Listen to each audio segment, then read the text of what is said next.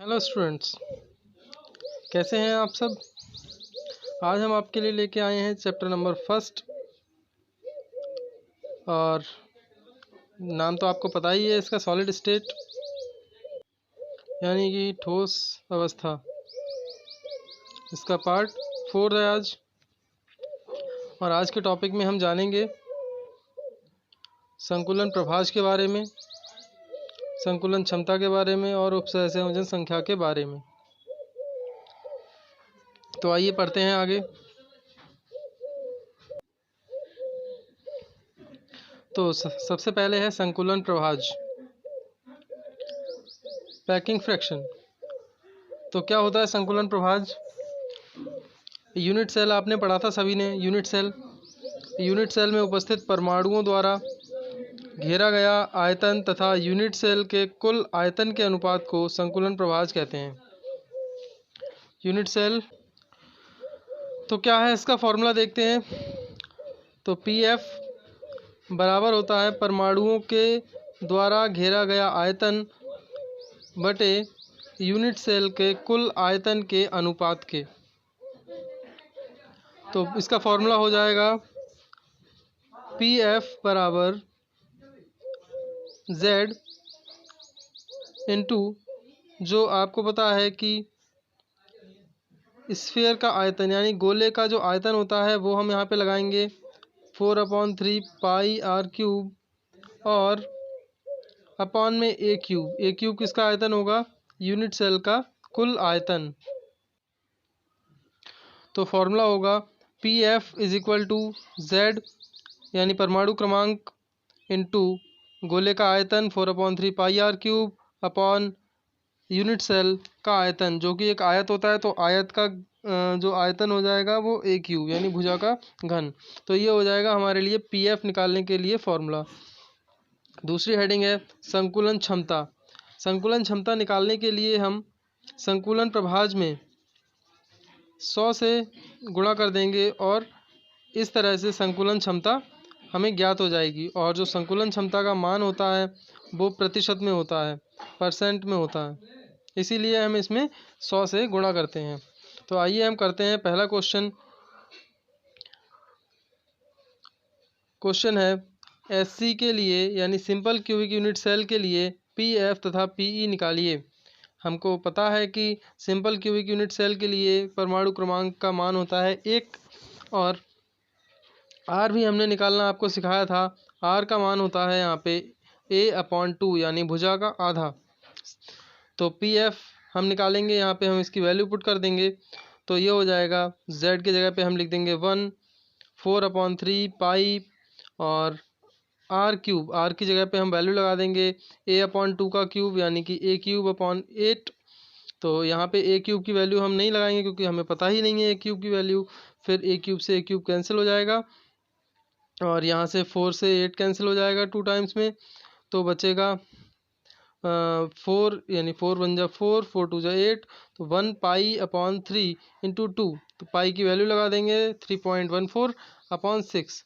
इसको हम सॉल्व करेंगे तो आ जाएगा 0.524 और यही हमारा आंसर होगा। ये हमारे लिए क्या आ गया, पी एफ। अब हम निकालेंगे पीई। तो आइए देखते हैं पीई निकालने के लिए हम क्या करते हैं। पीएफ में जो भी पीएफ हमारा आता है उसमें हम क्या करते हैं 100 से मल्टीप्लाई कर देते हैं और वो हमारा आंसर किस में आ जाता है, परसेंट में। तो फिर हम यहाँ पे जब 0.524 में 100 से मल्टीप्लाई करेंगे तो वो हो जाएगा 52.4 और ये हमारे लिए किसका मान आ गया, पी।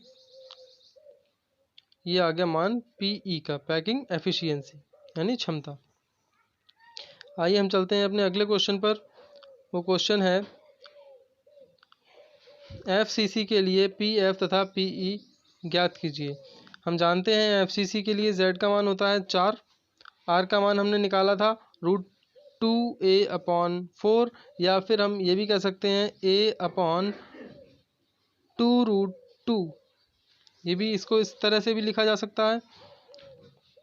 तो पी एफ बराबर होता है z into 4/3 pi r cube upon a cube. सबकी वैल्यू हम पुट कर देंगे और इसको सॉल्व कर लेंगे। ये हो जाएगा हमारा पी एफ की जो वैल्यू आएगी हमारे लिए वो आएगी 0.74 और पी ई अगर हमें निकालना है तो 0.74 में हम मल्टीप्लाई कर देंगे 100 से, तो ये हो जाएगा 75%, यानी कि इसके लिए एफिशिएंसी कितनी आ गई 74%। आइए अब हम चलते हैं अपने अगले क्वेश्चन पर। क्वेश्चन है बीसीसी के लिए पीएफ तथा पीई निकालिए। तो बीसीसी हम जानते हैं, बीसीसी के लिए जेड होता है 4, जेड बराबर 4 और आर का मान होता है √3a/4। इसको हम फॉर्मूले में पुट कर देंगे और इसे सॉल्व करेंगे तो ये आ जाएगा 0.68। और अगर हमें पीई निकालना है तो हम क्या करेंगे, पी एफ की जो वैल्यू आई है उसमें 100 से मल्टीप्लाई कर देंगे और जो हमारा आंसर आ जाएगा वो 68% आ जाएगा। इसको आप अपनी कॉपी में सॉल्व करके देखिएगा। और अगर आपको सॉल्व करने में कोई दिक्कत आती है तो आप हमारे इस चैनल में जो कमेंट नीचे किए जाते हैं वहाँ पे कमेंट करके आप बता देना, हम आपको आगे समझाने का प्रयास करेंगे। आइए हम आगे देखते हैं, अपने अगला क्वेश्चन देखते हैं। अगला क्वेश्चन है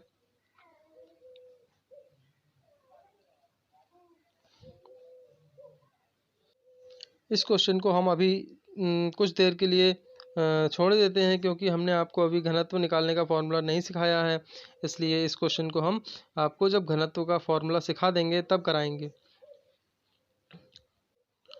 इसी प्रकार से आपको अभी यह क्वेश्चन भी, ये वाला क्वेश्चन भी अभी नहीं करना है क्योंकि इसमें घनत्व दिया गया है जो कि हमने अभी निकालना नहीं सीखा है। यह हम इसके अगले वाली जो वीडियो हम आपको दिखाएंगे उसमें हम आपको घनत्व निकालना सिखाएंगे। आइए और देखते हैं अगला क्वेश्चन क्या है। अगला क्वेश्चन है, इसमें भी हमें बोला है कि सिल्वर सीसीपी जालक बनाती है, इसके क्रिस्टल की एक्स-रे जांच में ज्ञात हुआ कि यूनिट सेल के कोर की लंबाई इतनी है और चांदी का घनत्व ज्ञात कीजिए। तो हम इसका घनत्व नहीं निकालेंगे अभी क्योंकि हमने अभी घनत्व का फॉर्मूला नहीं सीखा है। तो आइए आगे चलते हैं हम लोग अपने अगले क्वेश्चन पर, और जो है एक धातु FCC यूनिट सेल है, परमाणुओं द्वारा घेरा गया कुल आयतन होगा। यानी कि हमें क्या बताना है, परमाणुओं द्वारा घेरा गया आयतन। तो हम जानते हैं कि FCC के लिए Z बराबर होता है 4, तो कुल आयतन बराबर Z इंटू 4/3 πr³ हो जाएगा। हमसे इसमें सिर्फ आयतन पूछा है तो इसलिए हम इसमें यही फॉर्मूला लगाएंगे, अपॉन में कुल आयतन नहीं लगाएंगे। तो ये हमारे लिए, इसको हम सॉल्व करेंगे, Z की वैल्यू 4 लगा देंगे तो ये हो जाएगा 4 इंटू 4 16 πr³। ये आंसर हो जाएगा। आइए आगे चलते हैं। तो हमारी अगली हेडिंग है कोऑर्डिनेशन नंबर, और इससे क्वेश्चन आपके एग्ज़ाम में आता है 1 नंबर का। तो कोऑर्डिनेशन नंबर, इसको हम बोलते हैं हिंदी में उपसहसंयोजन संख्या। क्या होती है उपसहसंयोजन संख्या? एक परमाणु के चारों ओर उपस्थित निकटवर्ती परमाणुओं की संख्या को CO नंबर, शॉर्टकट में हमने लिख दिया है इसको, उपसहसंयोजन संख्या या कोऑर्डिनेशन नंबर कहते हैं। कोऑर्डिनेशन की स्पेलिंग होगी COORDING। तो ये होगी कोऑर्डिनेशन की स्पेलिंग। ये स्पेलिंग सही कर लेना, एक ओ इसमें और लगेगा यहाँ पे। तो क्या है, जैसे हम समझते हैं इसमें, ये एक परमाणु है और ये अपने ही पंक्ति के अन्य परमाणुओं से इस प्रकार से टच होता है या संपर्क में है, तो इसकी उपसहसंयोजन संख्या हो जाएगी 1 और 2। क्योंकि ये 2 के संपर्क में है इसलिए इसकी उपसहसंयोजन संख्या 2 होगी। अगर इसी प्रकार से ये 2 और टच होते इससे तो ये हो जाती 3 और 4, उपसहसंयोजन संख्या इसकी हो जाती 4। तो इसी क्रम में हम आगे बढ़ते हैं। और इसके प्रकार देखिए, संकुलन के प्रकार। अब संकुलन क्या होता है? संकुलन संकुलन हम कहते हैं, संकुलन कहते हैं पैकिंग को, इंग्लिश में इसको हम पैकिंग बोलते हैं। तो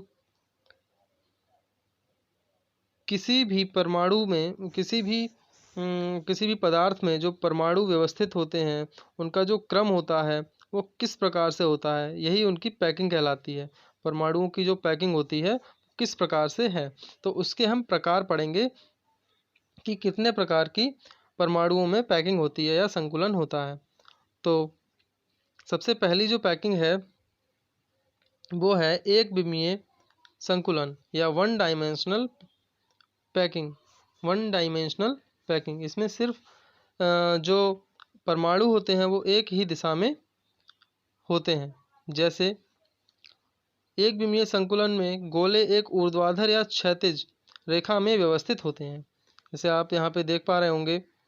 तो यहाँ पे इस तरह के संकुलन में जो कोऑर्डिनेशन नंबर होता है वो होता है 2, क्योंकि इसमें कोई भी एक गोला अपने आसपास के केवल 2 ही गोलों को टच करता है, यानी कि एक ही पंक्ति होती है इनकी।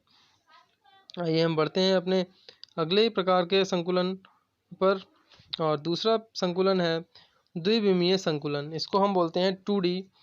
यह 2 प्रकार की होती है, ए स्क्वायर क्लोज पैकिंग और बी होती है हेक्सागोनल क्लोज पैकिंग। तो स्क्वायर क्लोज पैकिंग में क्या होता है, देखिए इसमें द्वितीय पंक्ति पहली पंक्ति के ठीक नीचे ऊर्ध्वाधर रूप में व्यवस्थित होती है, जैसे कि 1 2 3 4 5 इस तरह से गोले हैं, और इसके नीचे ठीक नीचे गोले के नीचे गोला होगा इस तरह से।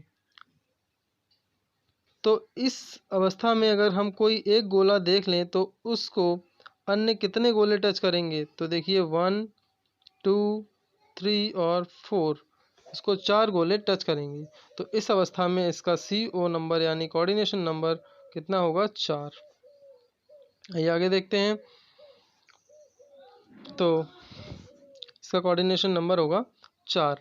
इस तरह से ये एक स्क्वायर शेप यहाँ पे बन जाएगा अगर हम इसको मिलाएंगे। तो हमारी अगली प्रकार की पैकिंग है 2 डायमेंशनल के अंदर, वो है square close packing, sorry hexagonal close packing.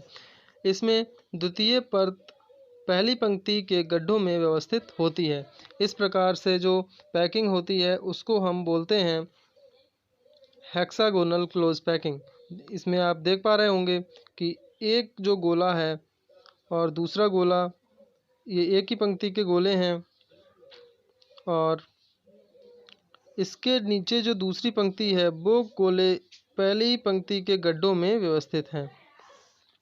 तो इस प्रकार से जो पैकिंग होती है उसको कहते हैं hexagonal close packing.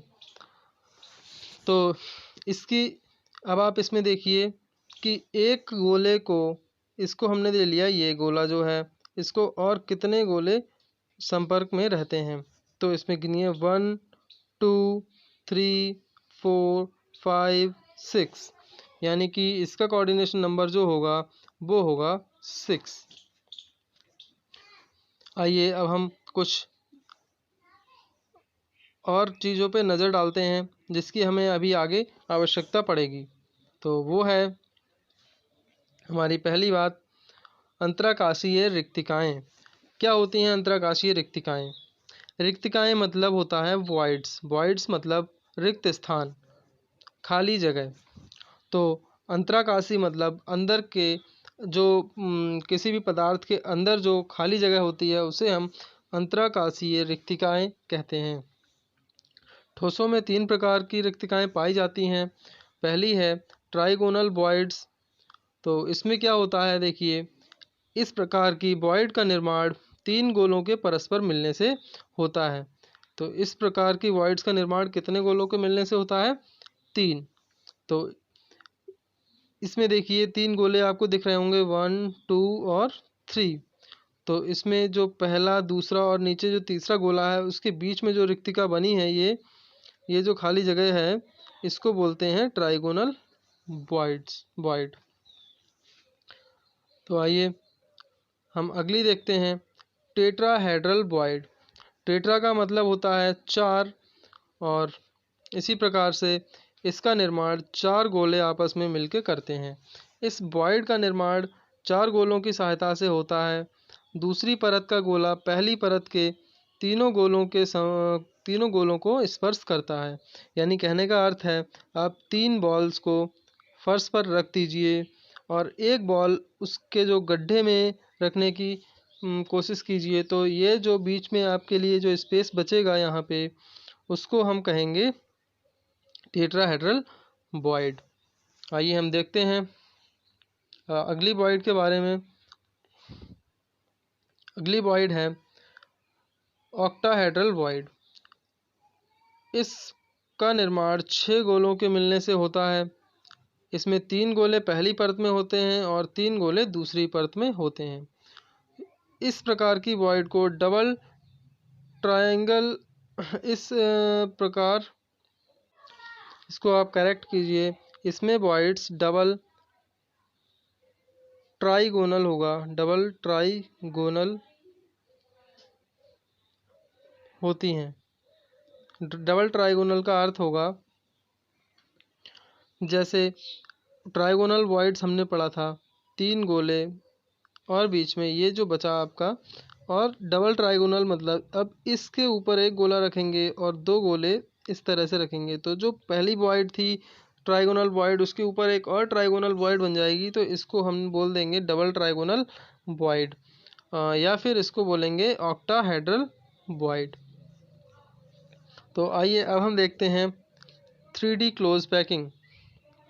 3D close packing, 3D मतलब होता है 3 डायमेंशनल। ये 2 प्रकार की होती है। Number 1 hexagonal close packing, shortcut में इसको HCP कहते, या फिर AB टाइप ऑफ पैकिंग भी कहते हैं।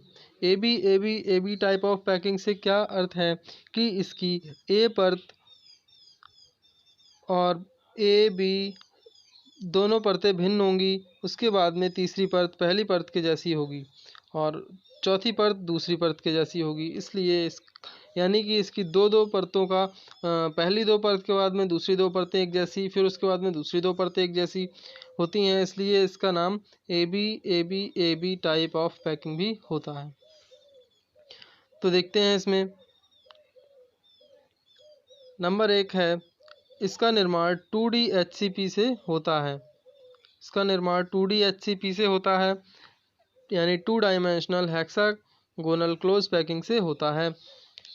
फर्स्ट लेयर को A द्वारा निरूपित किया गया है, यानी कि इसमें आपको जो फर्स्ट लेयर दिखाई है, या एक फर्श में अगर फर्श पे आप बहुत सारी बॉलों को टच करके इस तरह से व्यवस्थित कर दें, तो ये पहली लेयर परमाणुओं की बन जाएगी। तो इसमें ये जो पहली लेयर होगी उसको कैपिटल A से प्रदर्शित किया गया है। यहाँ पे इसमें 2 प्रकार की ट्रायंगुलर बॉयड्स या ट्राइगोनल बॉयड्स होती हैं, जिन्हें A तथा B से प्रदर्शित किया है, जहाँ पे 2 गोले ऊपर होंगे और एक गोला नीचे होगा। इस प्रकार की जो बॉयड बनेगी उसको नाम दिया है स्मॉल b, और जहाँ पे एक गोला ऊपर होगा और 2 गोले नीचे मिलकर जो बॉयड बनाएंगे उसको नाम दिया है स्मॉल a। इसी प्रकार से 2 गोले ऊपर एक गोला नीचे तो इसको स्मॉल b, 2 गोले ऊपर एक नीचे तो स्मॉल b, 2 गोले नीचे एक ऊपर तो स्मॉल a, 2 गोले नीचे एक ऊपर तो स्मॉल a। इस प्रकार से इसको AB नाम दिया गया है।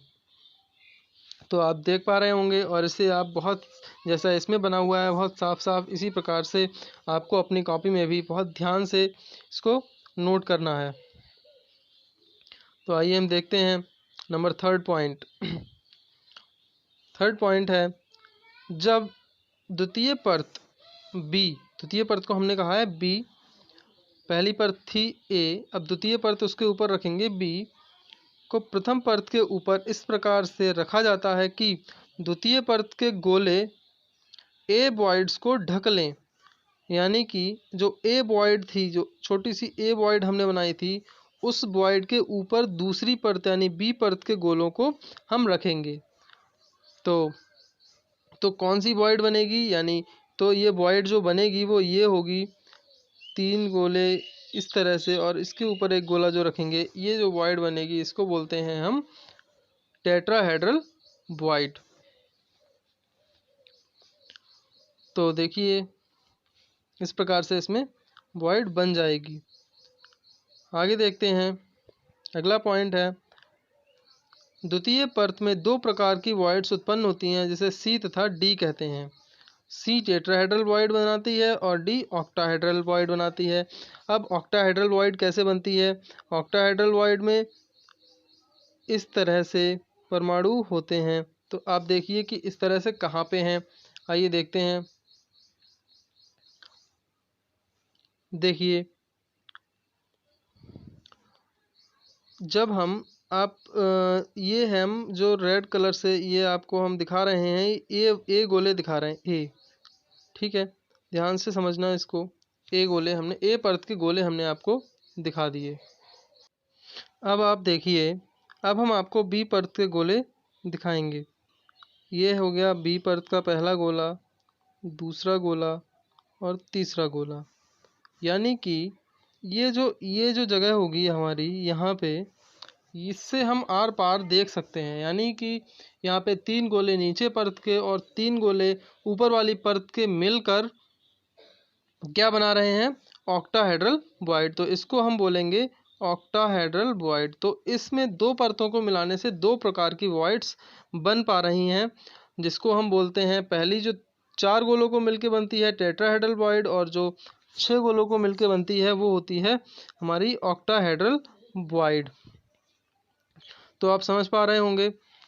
उसके बाद में आता है, तृतीय परत का निर्माण 2 प्रकार से होता है। इसमें है, जब तृतीय परत को द्वितीय परत के ऊपर इस प्रकार से रखा जाए कि वह सी वॉइड्स को ढक ले। अगर वो सी वॉइड्स को ढक रही है, यानी कि सी वॉइड्स हमारी क्या थी? सी वॉइड्स थी हमारी टेट्राहेड्रल वॉइड। यानी कि टेट्राहेड्रल वॉइड को अगर वो ढक ले तो प्रथम परत तथा तृतीय परत के गोले एक ही सीध में आ जाएंगे। तो इस प्रकार से क्या होगा, पहली परत और तीसरी परत, यानी पहली परत हो जाएगी हमारी ए थी और तीसरी परत जो होगी वो भी क्या हो जाएगी? ए। तो इस प्रकार से हो जाएगी, तो एक सीध में होंगे। इस अवस्था को हम HCP या AB कहते हैं। Mg और Be में HCP व्यवस्था पाई जाती है। और इस प्रकार की व्यवस्था में जो कोऑर्डिनेशन नंबर होता है इसका, यानी कि उपसह संयोजन जो नंबर होता है एक परमाणु का, वो होता है 12। इसको आपको ध्यान रखना है। कैसे, आइए देखते हैं। जैसे ही ये परतें रिपीट होती जाती हैं, जैसे इसके नीचे हम मान लो एक परत होगी आपकी बी, ए के नीचे बी, ए बी इस तरह से होगी, और इसके कितने इसमें गोले होंगे? 3। तो अगर हम इसको बीच वाला गोला मान लें तो आप देखिए इसको कितने गोले और टच करेंगे। इसको 6 गोले तो यहाँ ए परत के टच करेंगे, 3 गोले ये, और बी परत के भी 3 गोले, यानी कि कुल 12 गोले इसको टच करेंगे। तो इसलिए इसकी CO नंबर जो होगी वो हो जाएगी 12।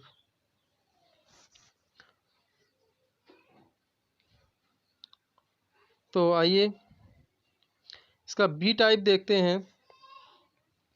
तो इसमें कहा गया है क्यूबिक क्लोज पैकिंग और ABC टाइप ऑफ पैकिंग, यानी इसको CCP भी बोलते हैं।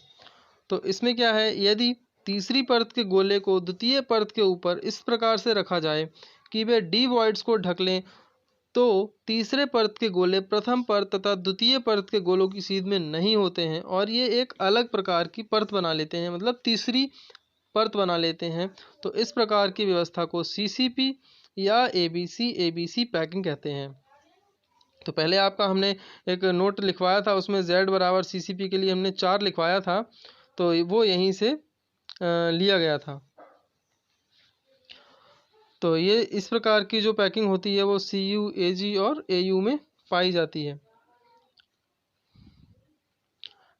तो नोट देख लीजिए यहाँ पे CCP और HCP की उपसर्ग संयोजन संख्या 12 होती है। ये ऑब्जेक्टिव में आपका क्वेश्चन आ सकता है, इसको ध्यान रखिएगा। और इस चित्र के माध्यम से आपको हमने पहले से ही समझा दिया है। और आइए आगे देखते हैं। अगला नोट है HCP या CCP के गोलों द्वारा घेरा गया आयतन 74% होता है और रिक्त स्थान होता है 26%। तो ये भी ऑब्जेक्टिव क्वेश्चन आपका आता है। तो आपको समझ में आया होगा ये। अगर आपको कोई डाउट रहता है तो आप हमें कमेंट करके बता दीजिए इसी में नीचे, वीडियो के नीचे। तो हम आपको वो आपकी प्रॉब्लम को दूर करने की कोशिश करेंगे।